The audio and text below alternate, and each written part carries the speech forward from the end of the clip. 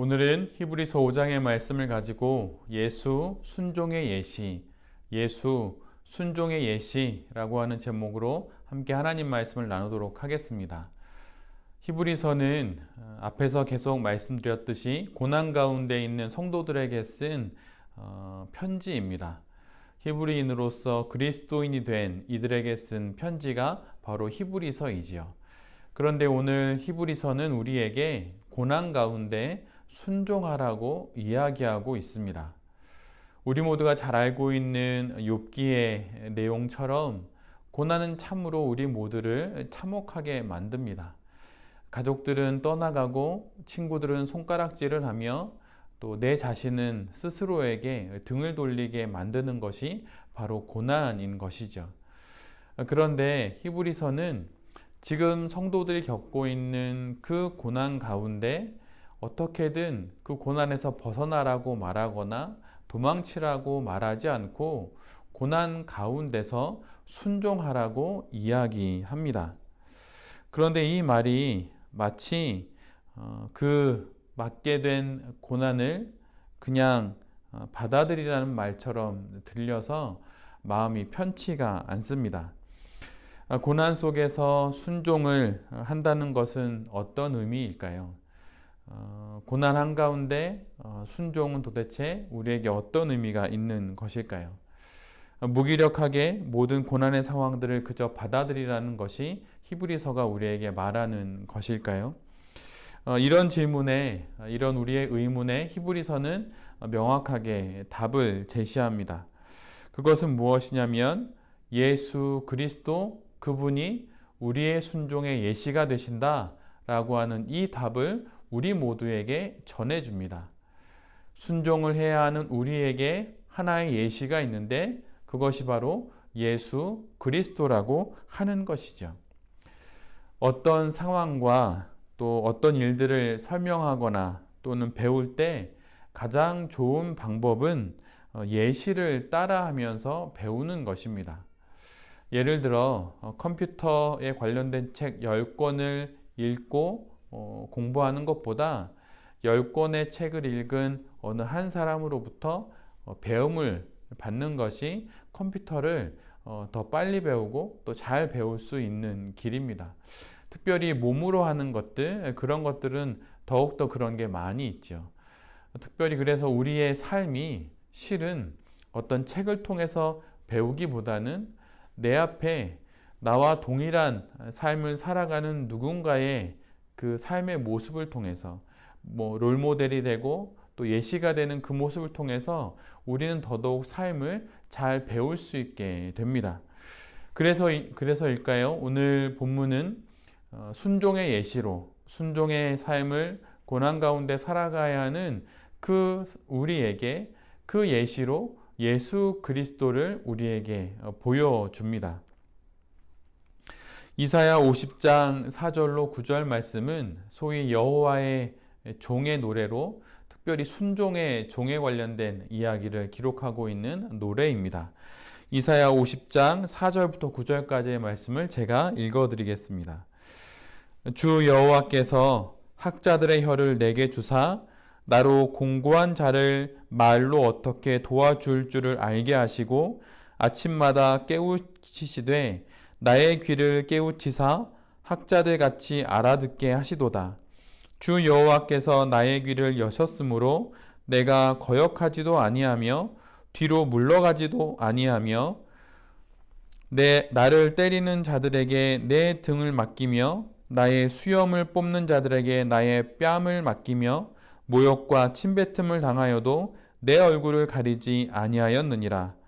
주 여호와께서 나를 도우심으로 내가 부끄러워하지 아니하고 내 얼굴을 부싯돌과 같이 굳게 하였으므로 내가 수치를 당하지 아니할 줄 아노라. 나를 의롭다 하시는 이가 가까이 계시니 나와 다툴 자가 누구냐? 나와 함께 설지어다. 나의 대적이 누구냐? 내게 가까이 나올지어다. 보라, 주 여호와께서 나를 도우시리니 나를 정죄할 자가 누구냐? 보라, 그들은 다 옷과 같이 헤어지며 좀이 그들을 먹으리라. 이사야 50장의 이 말씀, 순종의 종이라고 하는 제목이 붙은 이 말씀을 읽어보면 4번에 걸쳐서 주 여호와께서 라고 하는 표현이 등장합니다.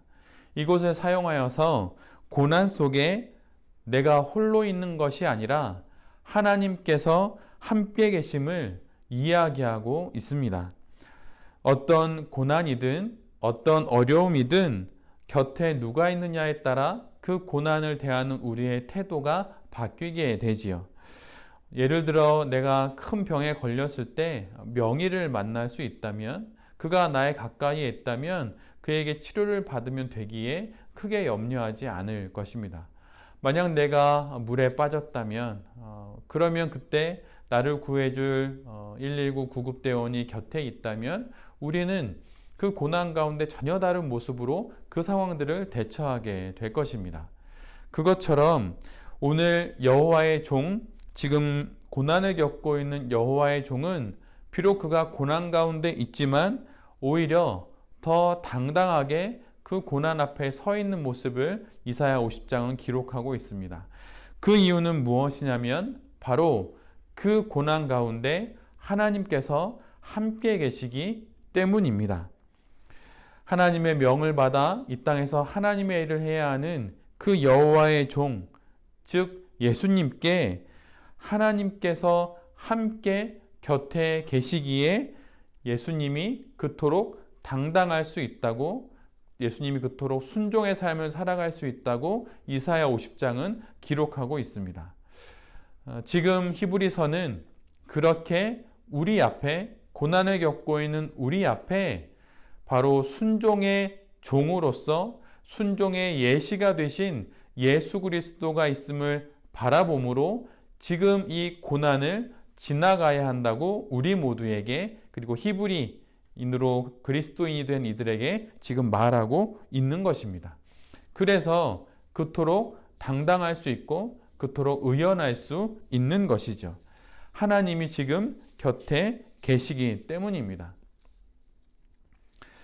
이 고난 속에서 하나님이 가장 먼저 고난받고 있는 여호와의 종에게 가르치는 것은 공고한 자를 말로써 어떻게 도와줄 줄을 알게 하는 것, 바로 그것을 고난받는 종, 그 고난 가운데 있는 순종의 종에게 이렇게 이야기하십니다. 이 말씀은 히브리서 4장에 있는 말씀과 그 맥락을 같이 합니다. 히브리서 4장 14절로 15절의 말씀입니다. 한번 잘 들어보십시오. 그러므로 우리에게 큰 대제사장이 계시니 승천하시니 곧 하나님의 아들 예수시라. 우리가 믿는 도리를 굳게 잡을지어다. 우리에게 있는 대제사장은 우리의 연약함을 동정하지 못하실 리가 아니요 모든 일에 우리와 똑같이 시험을 받으신 이로되 죄는 없으시니라. 예수 그리스도가 고난 가운데 있는 우리에게 순종의 예시가 되는 이유는 그분이 우리와 똑같이 시험을 받으시는 육체로 이 땅에서 사셨고 그 모든 환난과 시련을 그분의 인생으로 온전히 겪으셨기 때문입니다. 그래서 순종의 종으로 이 땅의 삶을 사시면서 공고한 자들에게 무엇을 전해야 하는지 예수님이 몸소 먼저 배우셨기에 우리가 그분을 순종의 예시로 여길 때 그 예수 그리스도를 통하여서 우리가 고난 속에서 배움을 갖게 된다고 하는 것이죠. 예수님께서 우리에게 고난을 어떻게 지나가야 하는지 순종의 예가 될 수 있는 이유는 그분이 우리와 같은 똑같은 한 인간이 되어서 우리가 겪는 모든 고난들을 똑같이 겪으셨기 때문입니다. 내가 당하는 육체의 연약함을 예수 그리스도는 그가 맞은 채찍으로 온전히 체혈하실 수 있으신 것이죠. 유혹 앞에서 끊임없이 흔들리는 우리의 마음은 예수 그리스도께서 광야에서 겪으신 사탄의 그 시험, 그것을 통하여서 우리를 온전히 동정하실 수 있으시는 것입니다. 또한 우리가 겪는 모멸감과 또 배신들은 예수님이 예루살렘 백성들과 제자들로부터 받은 그 배신의 경험으로 인해 온전히 우리를 연민하실 수 있는 것이죠. 그리고 아직 우리가 경험하고 있지는 않지만 우리가 언젠간 맞게 될 죽음 또한 이미 주님께서 먼저 겪으셨기에 주님께서 우리를 죽음 앞에 서 있는 우리를 충분히 동정하시고 우리를 충분히 연민하실 수 있는 것입니다. 그래서 히브리서는 우리에게 이렇게 말씀하고 있는 것이죠. 우리에게 있는 대제사장은 우리의 연약함을 동정하지 못하실 리가 아니요. 모든 일에 우리와 똑같이 시험을 받으시니로되 죄는 없으시니라. 우리와 똑같이 모든 시험을 받으시고 또 그 시험을 이기셨기에 예수 그리스도가 우리의 순종의 예시가 되시는 것입니다. 혹 지금 육체의 연약함을 갖고 있다면 만약 수많은 유혹 가운데 마음이 유혹 속에 있다면 아니면 수많은 어떤 모멸감과 아니면 벗어날 수 없는 시험과 아니면 어떤 큰 위기 앞에 있다면 그 모든 것을 이미 겪으셔서 우리 앞에 순종의 예시가 되시는 우리 주 예수 그리스도를 바라볼 수 있는 우리 모두가 되기를 간절히 바랍니다. 예수님은 우리의 이 모든 것들을 겪으셨기에 이 모든 것들을 통해 공고한 우리의 삶을 위로해 주실 수 있는 유일한 분이 되십니다. 말로만이 아니라 욥의 세 친구들처럼 말로 위로하는 그런 것이 아니라 그분의 삶이, 그분의 몸이 우리와 똑같은 고통을 겪으셨고 체울하셨고 또한 그 고난을 이기셨기에 그분은 고난 가운데 있는 우리 모두의 위로가 되시고 또한 우리의 순종의 예시가 되실 수 있는 것입니다. 예수님이 배우신 이 모든 것은 그럼 어디서부터 온 것일까요? 이 모든 것은 하늘 아버지로부터 온 것입니다.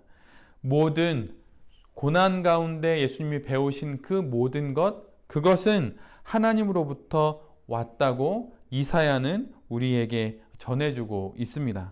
이사야 50장의 말씀을 보면 하나님께서 고난 속에서 순종의 모습으로 살아가신 예수 그리스도를 끊임없이 가르치셨다고 이야기하고 있습니다.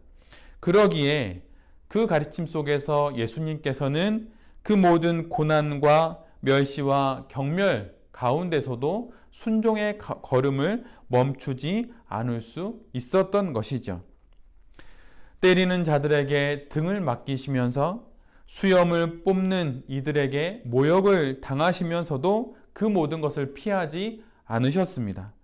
뺨을 때려도 고개를 돌리지 않으셨고 침을 뱉어도 얼굴을 가리지 않으셨습니다. 종은 그리스도 예수 여호와의 종은 이런 수치와 경멸의 상황을 온전히 받아내십니다. 그러면서도 그 가운데 결코 부끄러워하지 않으십니다. 오히려 이사야 50장에 있는 말씀처럼 부싯돌과 같은 얼굴이 되어 결의에 찬 얼굴이 되어 그 상황 앞에 섭니다.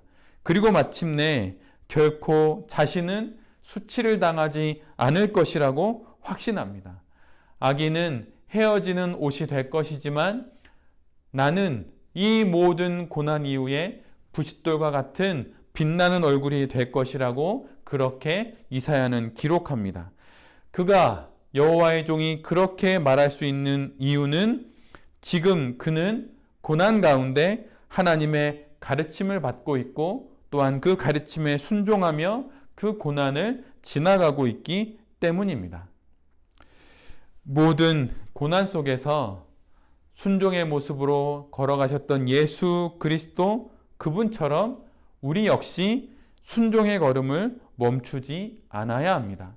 고난 속에서 나의 삶을 우겨싸는 그 어떤 고난과 시련과 모멸감과 모함이 있다 하더라도 그 가운데 하나님을 향하여 나아가셨던 예수 그리스도처럼 그 순종의 걸음을 멈추지 않아야 합니다. 언제 그리고 어떻게 이 고난의 상황이 지나고 또한 해결되고 끝날지 우리는 알지 못합니다. 그러나 그 가운데 우리가 해야 할 일만큼은 우리 모두는 명확히 알고 있지요. 그것은 바로 하나님의 가르침에 순종하는 것입니다. 그 가르침을 따라 예수 그리스도처럼 순종의 종이시며 순종의 예시이신 예수 그리스도처럼 하나님 앞에서 내가 살아야 하는 삶을 당당히 사는 것입니다. 상황을 보지 않고 사람을 보지 않고 하나님을 바라보며 고난을 지나야 하는 것이죠. 이사야는 이사야 50장에서 누구냐라고 하는 3번의 질문을 통해 어느 누구도 종을 향한 하나님의 도우심을 막을 수 없음을 선포합니다. 나와 다툴 자가 누구냐? 나를 대적할 자 누구냐? 나를 정죄할 자 누구냐? 라고 물으며 하나님의 도우심을 막을 수 있는 사람은 그 누구도 없다고, 이 고난 가운데 있는 나를 도우실 하나님의 그 도우심을 막을 수 있는 자는 그 누구도 없다고 당당히 믿음으로 선포합니다. 이 믿음의 선포가 고난 가운데 있는 우리 모두에게 있기를 간절히 바랍니다. 욥기 23장 10절은 우리 모두가 잘 알고 있는 말씀입니다. 개역 한글의 번역으로 읽어드리면 다음과 같은 말씀이죠. 나의 가는 길을 오직 그가 아시나니 그가 나를 단련하신 후에는 내가 정금같이 나오리라. 나의 가는 길을 오직 그가 아시나니 그가 나를 단련하신 후에는 내가 정금같이 나오리라. 내가 가는 길을 나도 모릅니다. 그리고 그 누구도 모르지요. 오직 내가 가는 길은, 그리고 내가 가야 할 길은 오직 하나님만 아십니다. 그리고 이 길을 통하여서 하나님께서 나를 단련하실 것이고, 이 고난의 길을 통하여서 하나님께서 나를 정금같게 갖게 하실 것입니다. 언제 우리가 정금이 되는 것입니까? 시련 속에서 우리는 정금이 되어 갑니다. 시련이 아닌 곳에서 정금이 되면 참 좋겠지만 그런 길은 없다고 성경은 우리에게 이야기합니다. 시련 속에서만이 오직 우리는 정금이 될 수 있습니다. 모두가 정금이 되기를 원하고 모두가 순금이 되기를 원하죠. 그러나 편한 길을 걸으면서 정금이 될 수는 없습니다. 오직 시련의 길, 그 순종의 길을 걸을 때, 그때 우리는 비로소 정금이 되는 것이죠. 어려움을 만날 때, 고난 속에 있을 때, 그때 비로소 우리는 정금이 됩니다. 복음서의 제자들과 같이 갈릴리 바다 위에서 광풍을 만났을 때, 그런 광풍과 같은 시련과 어려움을 만났을 때 비로소 우리는 단련이 되고, 그 단련 속에서 우리는 비로소 정금이 됩니다. 그러나 그저 시련을 만난다고 다 정금이 되는 것은 아니죠. 시련 속에서 누구는 분명 타락을 합니다. 시련 속에서 누구는 주님을 부인하고 누구는 주님을 떠나기도 하지요. 우리 앞에도 이러한 길이 놓여 있습니다. 이런 선택의 길이 놓여 있어요. 시련 속에서 타락할 수도 있고, 시련 속에서 예수님을 저주하고 그리고 예수님을 부인할 수도 있습니다. 그리고 시련 속에서 예수님이 아닌 다른 길을 찾아 예수님을 버리고 떠날 수도 있지요. 그리고 또 하나의 길, 시련 속에서 예수 그리스도를 순종의 예시로 붙잡고 그분을 향하여 순종의 걸음을 걸어갈 수 있는 길도 우리 앞에 놓여 있습니다. 그러나 우리가 성도로 불린다고 하는 것은 이 모든 길 중에 단 하나의 길을 나의 인생의 길로 삼았다고 하는 것, 바로 그것을 의미하는 것이죠. 순종의 예시이신 그리스도 예수를 바라보는 성도는 마침내 예수 그리스도를 따라 살아감으로 단련받아 고난 가운데 정금이 될 것입니다. 이 길만이 우리 모두에게 있는 유일한 삶의 길입니다. 시련은 삶의 불순물들을 제거하게 되지요. 그러면서 우리의 모든 시선을 우리 인생의 본질로 향하게 합니다. 먹고 사는 것, 입고 누리는 것, 자고 눕는 것, 그 모든 것을 향했던 나의 모든 시선들, 그리고 내가 지금껏 쌓아왔던 나의 명예들, 내가 지금껏 누려왔던 그 모든 것들이 사람들의 여러 가지 일들을 통하여서 또 고난 속에서 하나씩 무너져 나갈 때, 그때 주님께서 우리를 그 시련 속에서 우리의 시선이 어디로 향해야 하는지를 다시금 보게 하실 것입니다. 불순물이 제거되는 우리의 인생 속에서 우리의 인생이 누구를 따라가야 하고 무엇을 우리 인생의 근본으로 삼아야 하는지, 우리 인생의 기초로 삼아야 하는지 우리는 시련 속에서 깨닫게 됩니다. 이것이 시련이 우리에게 주는 유익이라고 할 수 있지요.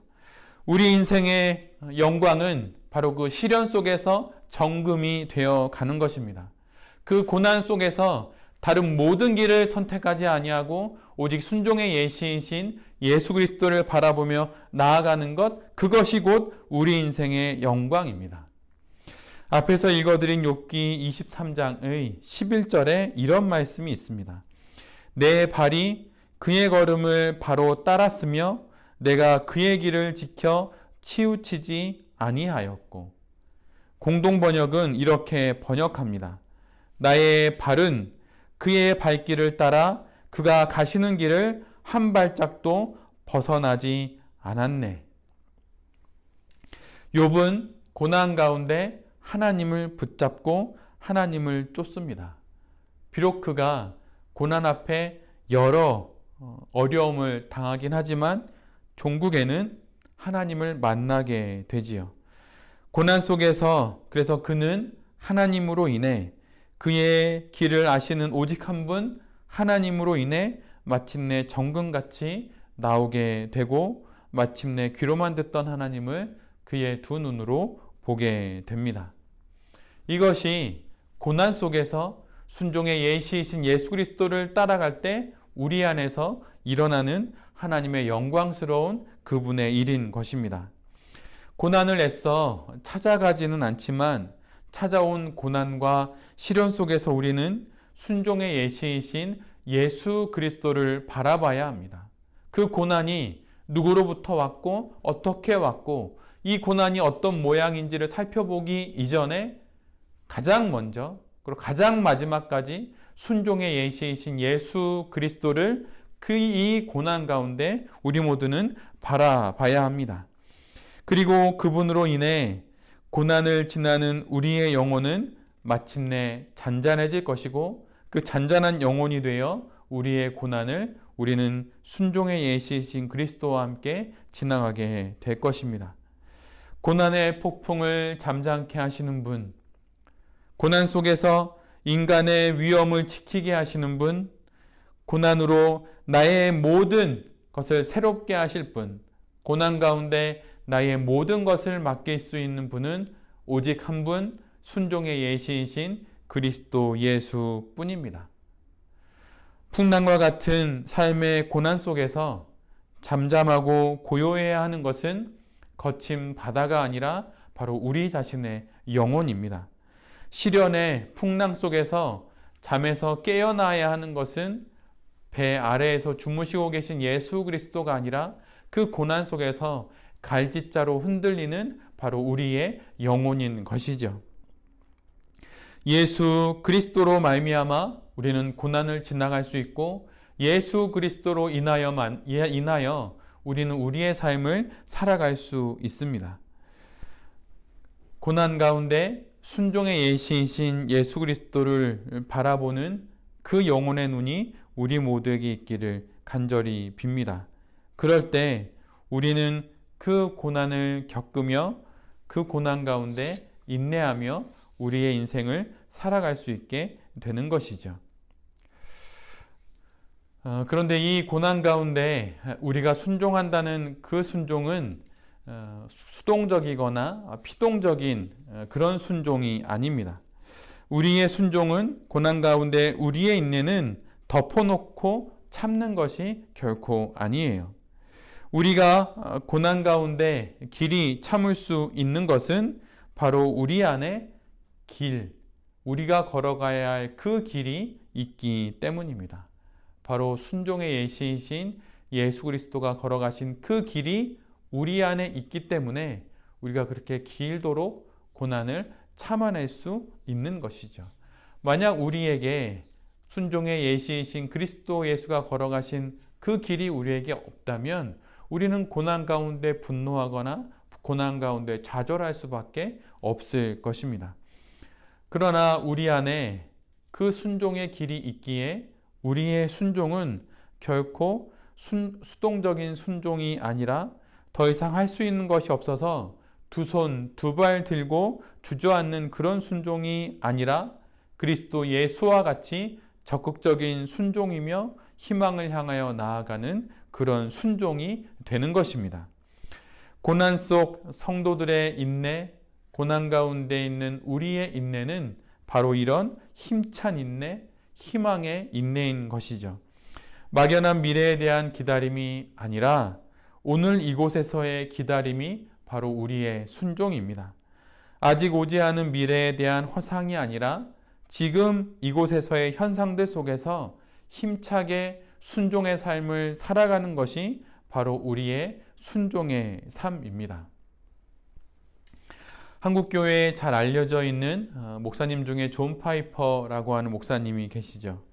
그분이 암투병을 한 후에 쓴 책이 우리나라 말로 번역되어 있는 책이 하나 있는데 그것은 암을 낭비하지 마세요라고 하는 책입니다.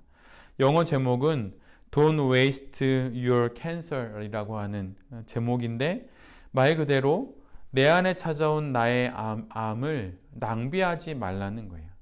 이것은 존 파이퍼 목사님이 아주 유명한 그분의 설교인 Don't waste your life, 삶을 낭비하지 마세요 라고 하는 그 설교의 제목을 이제 암투병 이후에 또 이제 이렇게 적용한 것이죠. 우리에게 암과 같은 고난이 찾아올 수 있는데 우리보다 먼저 이 믿음의 길을 더 깊게 걸어가고 계신 존 파이퍼 목사님은 이렇게 말하는 것입니다. 암으로 대표될 수 있는 그 고난을 낭비하지 말라는 것입니다. 그럼 어떻게 우리가 고난을 낭비하지 않을 수 있을까요? 그것은 그 고난 가운데를 순종의 예시이신 예수 그리스도를 바라보며 지나갈 때 그 모든 고난은 우리 가운데 우리를 새롭게 하는, 우리를 더욱더 강건케 하는, 또 거룩케 하는 하나님의 도구가 될 것입니다. 순종의 예시이신 그리스도 예수를 바라보는 그 영혼의 눈이 우리 모두에게 있기를 빕니다. 모든 이들은 고난이 없기를 바랍니다. 저도 고난이 없었으면 좋겠어요. 어느 누가 고난을 반길 수가 있겠습니까? 그러나 우리에게 찾아온 고난, 그 고난 앞에 고난을 대해야 되는 우리의 자세는 마치 내가 먹지 말아야 할 음식을 입에 넣었을 때 그것을 뱉어내는 그런 것이 아니라 고난을 마땅히 단단한 음식으로 우리의 입에 들어온 그런 음식으로 여기고 그것을 꼭꼭 씹어야 하는 것이죠. 고난이란 성숙한 성도라 한다면 마땅히 먹어야 할 단단한 음식입니다. 삶이 뜻대로 되기를 원하고 또 원만하기를, 또 화평하고 평안하기를 원하는 것은 오늘 히브리서 5장에 있는 말씀처럼 어린아이가 되어서, 젖먹이가 되어서 이렇게 엄마의 부드러운 젖을 먹으려고 하는 것과 같습니다. 결코 그것으로는 아이들이 건강해질 수가 없지요. 비록 조금 단단하고 먹기 힘들지만 장성한 어른이 되기를 원한다면 우리 가운데 찾아온 단단한 음식인 고난을 꼭꼭 씹고 꼭꼭 삼켜서 더욱더 장성한 분량까지 성장하는 믿음의 성도가 되어야 할 것입니다.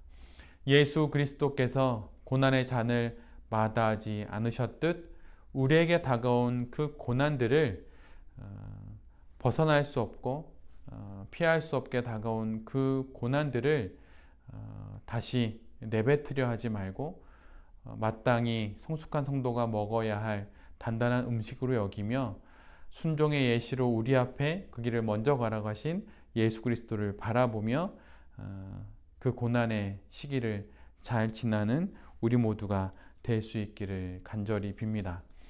순종의 예시로 오늘도 지금 이곳에서 우리 앞에 서 계신 예수 그리스도의 그 등을 보며 우리에게 다가온 고난들을 잘 감당해내시는 모든 성도님들, 그래서 영광의 열매, 그 정금과 같이 아름다운 열매가 인생에 맺어지는 그런 우리 모두가 될 수 있기를 간절히 기도드립니다. 아멘. 제가 기도하겠습니다. 주님, 삶이 늘 형통하고 모든 것이 평안하기만을 바라는 어린아이와 같은 신앙을 이제는 버리겠습니다.